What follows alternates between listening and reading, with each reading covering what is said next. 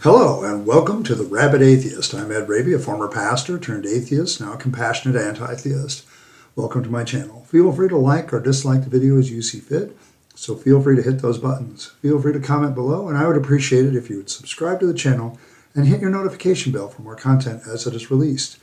You're also free to share my videos as much as you like, because the purpose of this channel is educational in regards to atheist and deconversion issues and any issues related to those issues. A hearty shout out to the Rabyd Nation. You're part of the Rabyd Nation if you subscribe, and you have to buy your citizenship, so make sure you hit that join button and do that.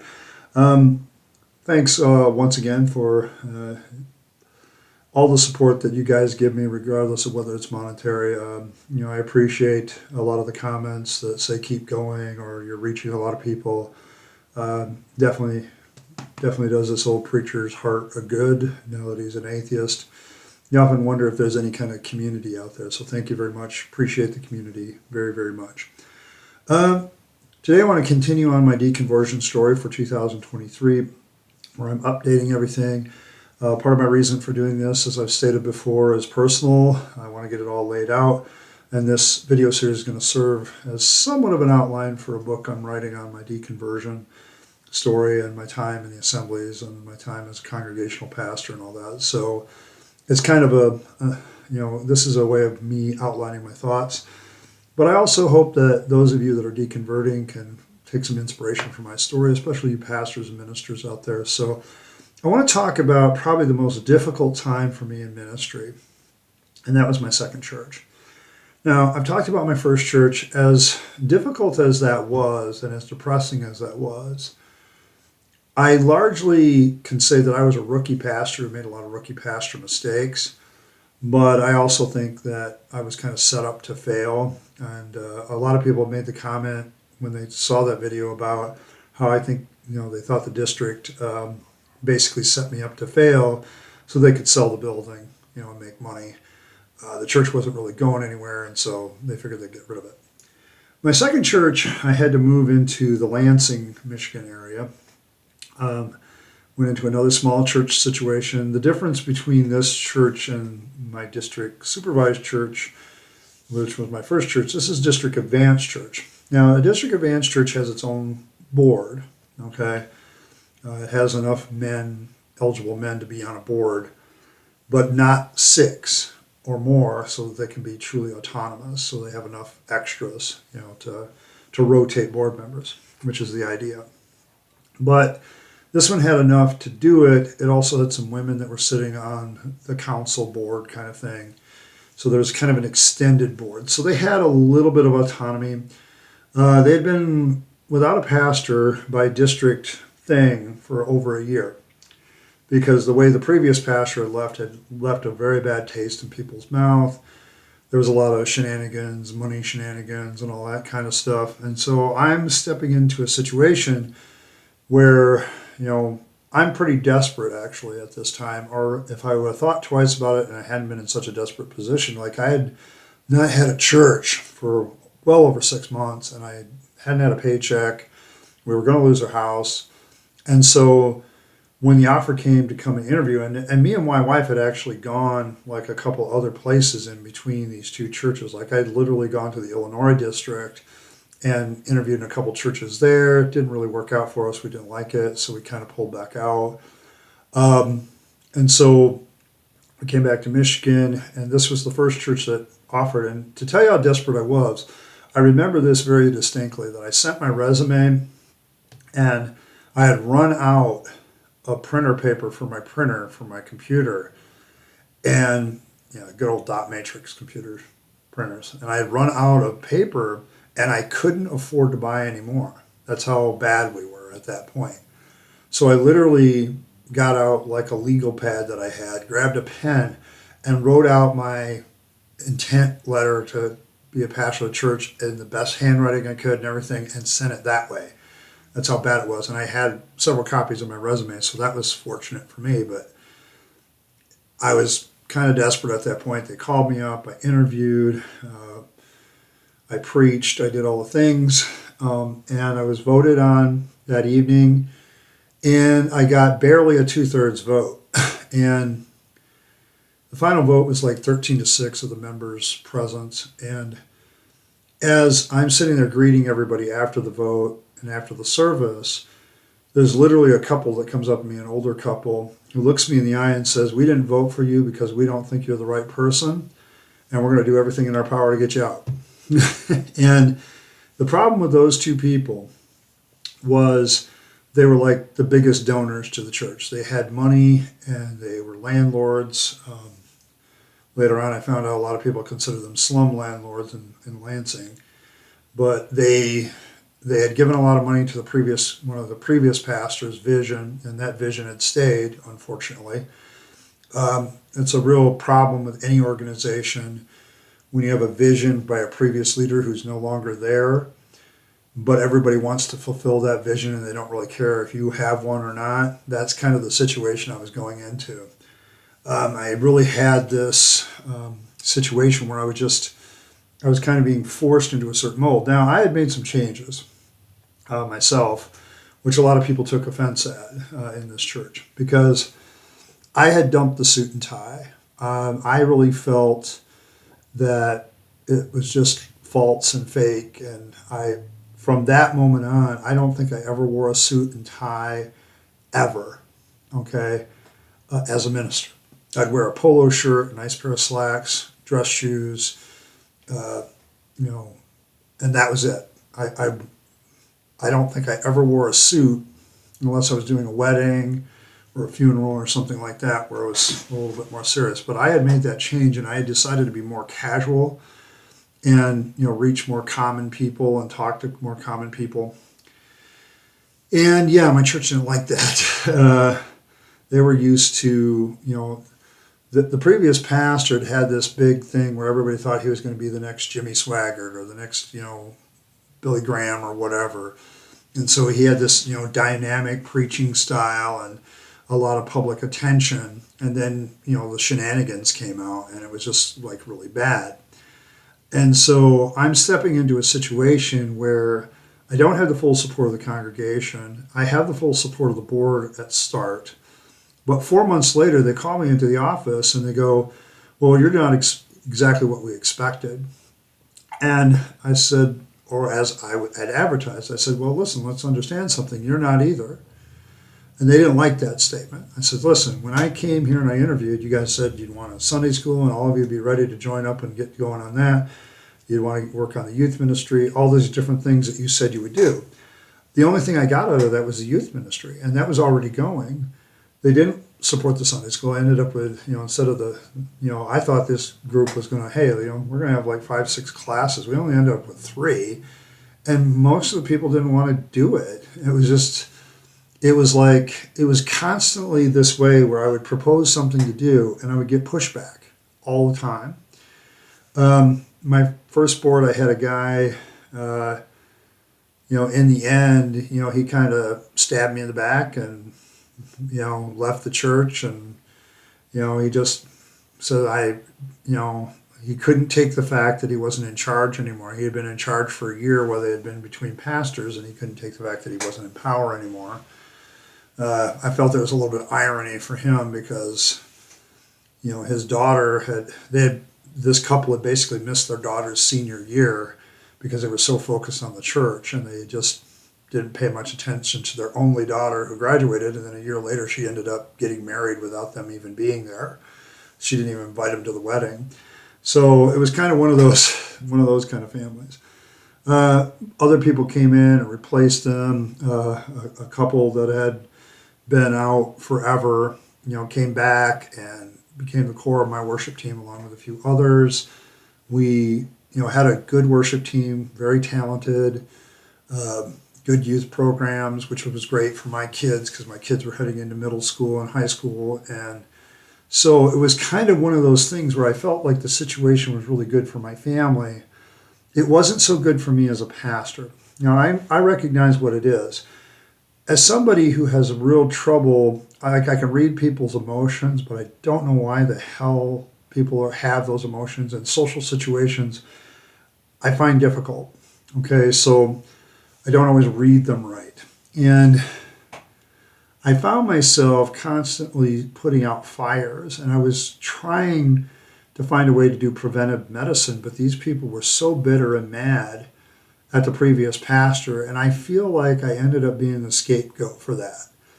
They had had a year to cool off, but they didn't have, they didn't really get anybody to come in and teach them about healing things and making things better, because that is not what happened. It didn't really happen that way. And so I really felt like I was facing a lot of ire that they couldn't direct at their former pastor, but they were directing at me. And there was a lot of suspicion. I couldn't make creative suggestions even because people would take offense at it. I'd be like, if you did this and this, we could, this is great, but if we did this and this, would be even better. Oh, you think my stuff is terrible? No, I don't think that at all. And it's like, and they would all react very badly. And it had all the air marks of a toxic, hurt church. Okay. The pastor's vision, a couple pastors previous had been for this big church with all this money, and there was a lot of money in this church.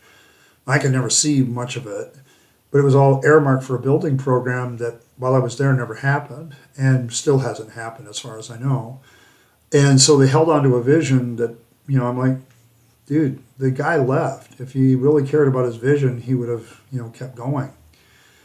And so I ended up basically, fighting fires, watching people. And, at this time, from a deconversion standpoint, I taught Life with Christ again, had the same problems. They were worse now, reconciling the resurrection accounts, realizing that, they really aren't 2 or 3 or 4 witnesses here. There's basically a few that copy each other. And a big one is just one, and there's maybe another, and we have none of that. And I'm just like, the whole faith thing is falling apart for me a little bit. And the Assemblies of God was beginning to get on my feathers too. The district. This is a district advanced church, so they have a board, but I still have to keep contact with the guy that's in charge of district advanced and district supervised churches. And this guy was a piece of work. Because when things finally came to a head at the end, now you got to understand, this was probably the best financial situation I had ever had in the ministry and will ever have. I had a parsonage, so I didn't have to pay rent. I had a housing allowance, so a lot of housing expenses were paid for.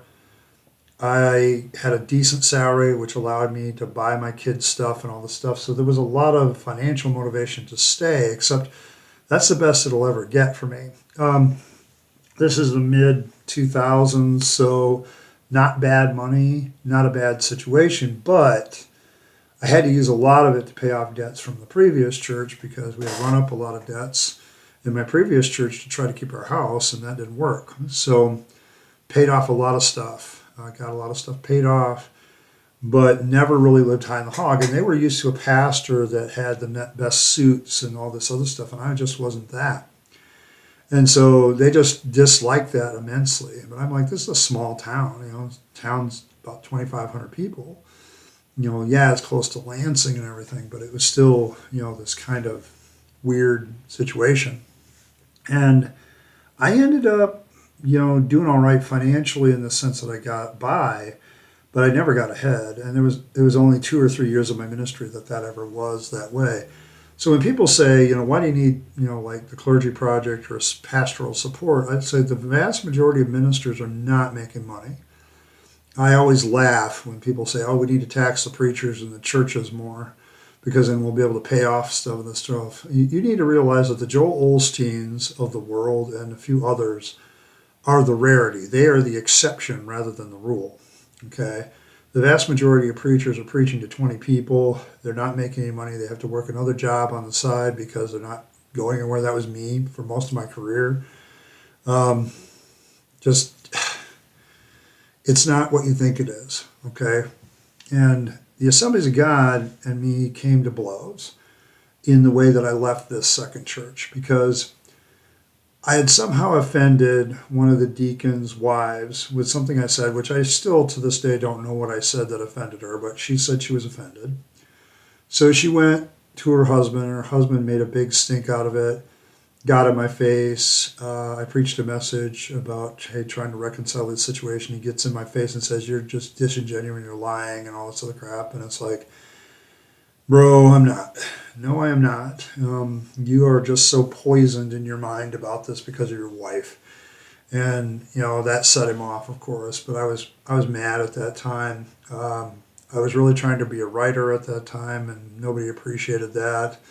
Theologically speaking, I was an open theist because I was trying to reconcile some theological problems with the omniscience of God and other things. And so a lot of that was kind of outside the mainstream, but it wasn't, Assemblies of God. I wasn't, taking the 16 fundamental truths of the Assemblies of God and wadding them up and throwing them a ball. In fact, I was very afraid of being perceived it that way because I didn't want to lose my credentials. But it became a real problem because of this one deacon. So the district supervised advanced director of the Assemblies of God Michigan district met with my board without telling me.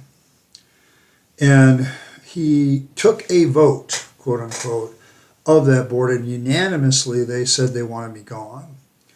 Now, this is where it gets convoluted, because before that, some of these board members, they're like youth ministers with my kids, and they had said, oh, we're not looking for a pastoral change. They literally lied to my kids, and they lied to my wife, they lied to me, because they were saying, oh, we don't want a pastor change, we just want to reconcile this problem. Well, the district supervised guy meets with them and they vote, and then he comes to me and, well, these guys voted that they wanted you to leave. And so I told him, well, I guess I'll resign this Sunday then. And because I didn't want to be where I wasn't wanted, and that's just a bad situation. Well, I get in the pulpit that Sunday, I resign, and then I contact the same district supervised director. And, I've resigned, I wanted on my record that I was voted out.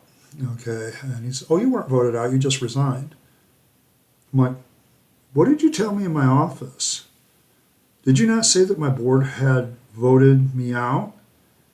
Oh, no. You just resigned. And it was deliberate trickery to get me to resign. And then once I had resigned, I couldn't go back on it. If I had known that the vote hadn't been official, according to a lot of people, I would have stayed until they made it official. I would have found a way, and I would never have resigned at that point. But I suddenly realized that the Assemblies of God Michigan District, and do I have bitterness toward them? Oh, hell yeah. Am I over it pretty much? Yeah, it's a long time ago, and there's no point. But at the time, it made me mad, because what was happening was they were trying to get rid of me because they wanted somebody else in there. The original couple that had come up to me that had tried to vote me out, they were the catalyst to this. And I flat out wrote a letter to the district and saying, these people are toxic as hell. They're backstabbing me at every time. This church was backstab central, okay? Every time I turned around and thought I could trust somebody, the next thing I know, there was a knife in my back. And now the district was putting knives there. And I met with the district superintendent. I told him what I thought. He asked me how I was doing. I said, well, I don't know. I just got fired. I got no prospects. There's no church waiting for me. I don't have a job. How do you think I'm doing? It was like the dumbest question ever. And of course, they did nothing. They did nothing about it. And to seal it for me with this. And now you need to understand, I was learning a lot of things about the district office. Like, they're supposed to, according to the Constitution, whenever they have an open position in district, whatever, to have genuine, interviews and things like that. My friend had gotten an interview and then discovered that they had already picked who they wanted for this position. They were just doing his interview to make it look like they were doing interviews. And so they had already, wheeled and dealed who they wanted, so everything was disingenuous. We learned a lot of financial shenanigans, like how a lot of these people in the district office were being paid by things that you would think, oh, we had a great camp this year, let's invest the money back in the camp. No, that money is going to the salary of one of the district officials. Okay, and so, there was a lot of shell gaming and a lot of stuff, and can I prove a lot of this stuff? I don't really care. I know that later on, the same district superintendent got caught in a lie and he had to resign. So there was a lot of this corruption, and I was trying to figure out, because I had tried to get this church, to tithe to the district or whatever in faith, and it just didn't work out. And so they kind of blamed me for that, and I don't know what it was, but this district official kind of stabbed me in the back, and the district didn't stab me in the back. They shoved me out the door. I got 2 months in the parsonage with 2 months severance. We managed to find an apartment, but I couldn't find a job, so we eventually had to move back to my hometown, back in with my mother, move my kids, disrupt their lives. By this time, my oldest son is a really good football player, and he's making waves in the Lansing area, but then we had to move to the middle of nowhere, where he's not going to get noticed as much unless he's on a really good team. My other son was very bitter. He has a hard time making friends. Lost one of the best friends he had ever had when we left. My daughter was brokenhearted about it, but she was still in middle school and she was playing basketball and we were having a good time with that. And all of this got disrupted for them. And I feel this is the move that really felt the worst for me, for my kids. I couldn't face them. I had to write them a letter, explaining the situation. I says, I really wish we could stay, but we can't. And it was bad for me. And it was bad for the kids because the kids really learned that people, even in the church, will stab you in the back without a second thought. And none of this really played into my deconversion, though, because my deconversion was always an intellectual thing. I would go through anything for the quote-unquote cause of Christ. But then to add insult to injury, I'm like in my second month since I've resigned from the church, I get a phone call from the district treasurer, and he's like, Ed? Yeah. I'm like, yeah, what do you want? I'm thinking, maybe they gathered up some financial support for me and my family or something and they want to give it to me. Oh, no. He was on the phone to ask why I hadn't paid my tithe. I'm like, dude, I just got fired. I'm paying tithe right now. I'm trying to keep my family's head afloat, trying to keep above water. Well, you got to pay your tithe if you want to keep your credentials. Yeah, that tore it. I was done. I never paid money to them again. When I got back here to my hometown of Rabyd, Michigan, I took my credential card, my ordination certificate out of my wallet, grabbed a match and burned it, and never looked back because I was done and I had had enough because they were going to give me the same penalty as if I had fooled around or embezzled money. Well, I want you to take a year off, maybe a couple years. I'm like, how am I supposed to make a living as a minister in a year? You going to give me a job? No, we can't do that. And it's like, okay, well, fine. F you, I'm out. And, I was done. And I was done with the Assemblies of God. And that was a sad moment for me because they had been a part of my life all my life. And, if you remember early in my deconversion story, I talked about how the church was the first place that I was really, truly accepted as a person. And that's why I had a hard time leaving. Now I didn't feel accepted anymore. That was all a pipe dream. And I was just like, the church has caused me nothing but problems. But it was, every month it seemed like somebody was stabbing me in the back and saying one thing and doing another. And the last backstab by the district and the last twist of the knife of wanting my money. And you know what? At that point, it was to hell with it. And I spent the next year, basically, I found a job working at the world's largest brick and mortar and got a full-time gig, working overnights. And I spent the next year in a pretty deep depression. The only bright spots were watching my kids play sports. And they managed to bounce on their feet. We moved back into this hometown. It ended up being a good move for my kids in the long run. But at the time, it didn't feel that way. It really didn't. And I don't know. I spent that year really contemplating whether I wanted to do this anymore. And this would be another time I really wish at that time I'd said, you know what, screw it.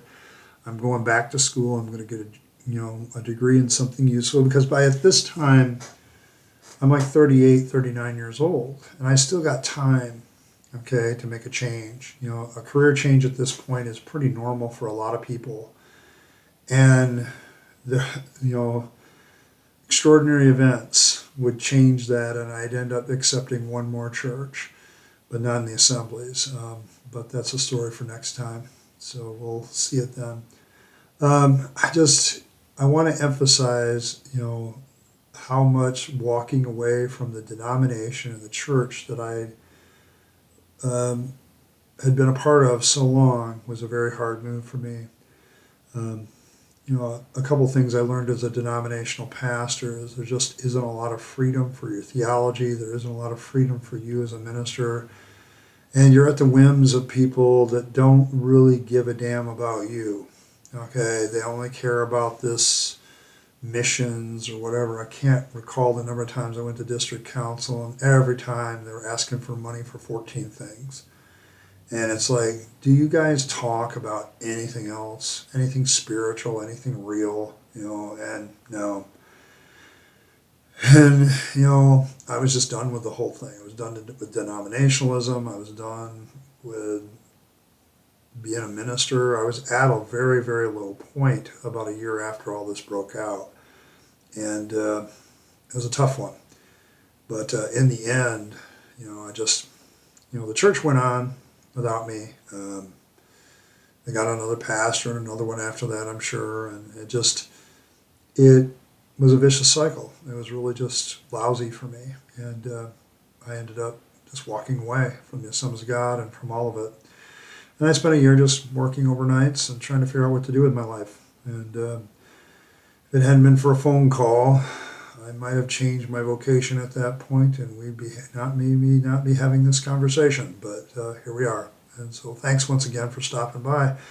I'm going to try to pick up the story next time with how I became a congregational pastor and what that meant. And then that was my longest ministry stint. So I'll probably, for church number 3, I'll probably do a couple of videos because there's a lot involved in that. And I want to make sure that I cover it. But thanks for stopping by. Like, share, do the things you do. Join the Rabyd Nation. I appreciate everything that you guys do. It's been kind of wonderful this last month, watching the subscriber base grow and watching the views go up and watching the watch hours go ahead. And that's all to you guys. Thank you very much. It does this old atheist heart proud that there's still, it proves my point that you don't need religion to be a good person. And a lot of you have been really good. In fact, the people that have been nastiest have been the most religious. So thanks. Thanks, my atheist brothers and sisters. Thank you very much. Like, share, and subscribe. Make sure you live your best life. You only get one go around, so make sure it's a good one. Do the best for you and yours and your family and friends, because that's really what it's all about. You don't need the trappings of religion stealing your opportunities, your money, your talent, your time. Make sure you give that all to yourself and the people that you love. And once again, thanks for stopping by, and I'll see you next time.